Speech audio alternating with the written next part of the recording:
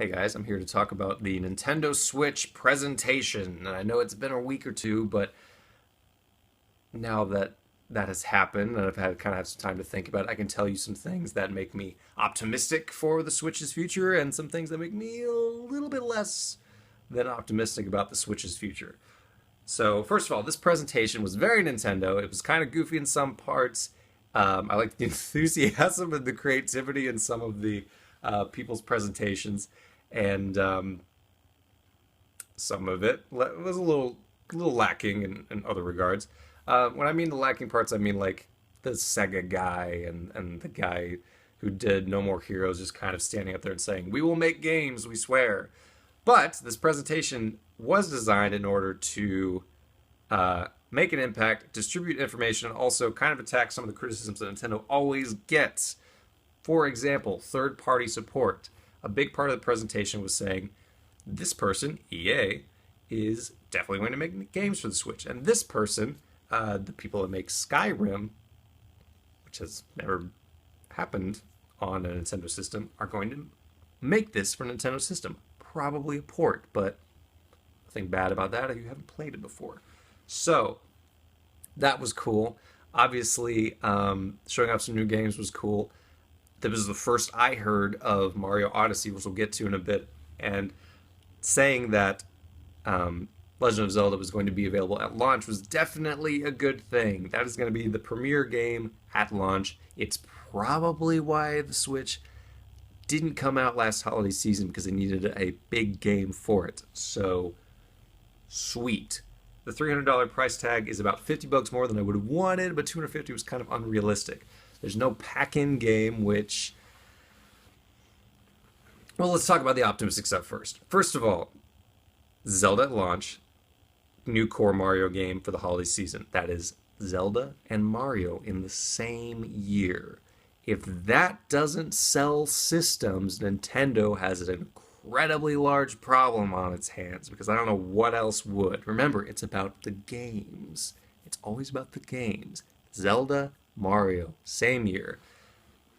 And not just any Mario game. Mario Odyssey looks like the next line in the core Mario games. So the successor to the Galaxies, the Sunshines, the N64 Marios, the numbered ones, Super Mario World. This is a big Mario game, and I'm very excited to play it. Some people have pointed out that it looks a lot like the Sonic game that happened in the real world or involved human characters, and I mean, is it... That's just silly. That game was terrible. But I didn't play it, but I watched Game Grumps. Yeah, so those games are a big deal. I also was very excited to hear that Nintendo said there's not going to be region locking. So if there's a game that comes out in Japan that you really like, you can just import it and play it. That's great. It is not that hard to play a Japanese game, I don't think. Anyway, those are some very good things. Some things that I wasn't so excited about. I guess there's one game at launch I'm interested in. Maybe the boxing game would be cool, but it doesn't come out right away. 1-2 Switch looks like a pack-in game to me. They've said that it's a it's a more lengthy game, a more involved experience than something like Wii Sports. So, and they wanted to keep the price of the system down, which is why they're not packing it in. It doesn't really seem that complicated to me. It seems like a bunch of mini games. I don't think it should be $60. Maybe I'll be proven wrong, but it reminds me of like an application on the phone to play a simple game, which is I guess where it's coming from.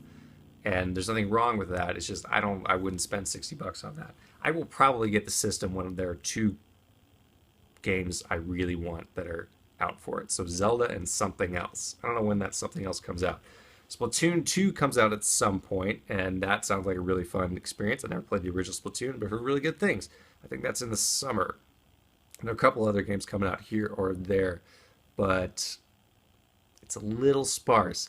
And I'm kind of concerned that people will be like me and wait until there's something else that they want to play that's out.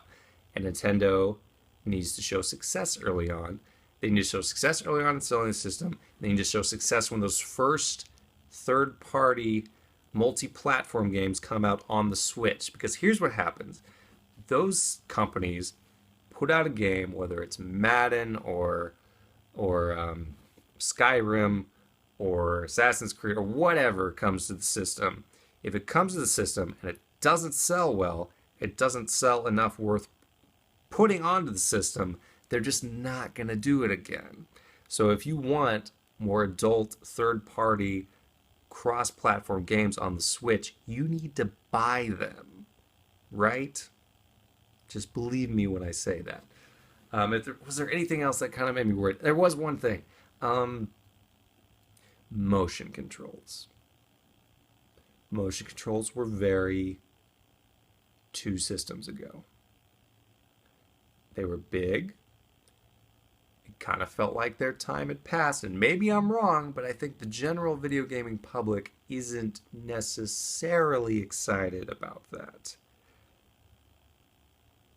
It was one of the reasons there was a lot of backlash to the Kinect eventually, because the Xbox was packaging this thing into its systems that they didn't necessarily want.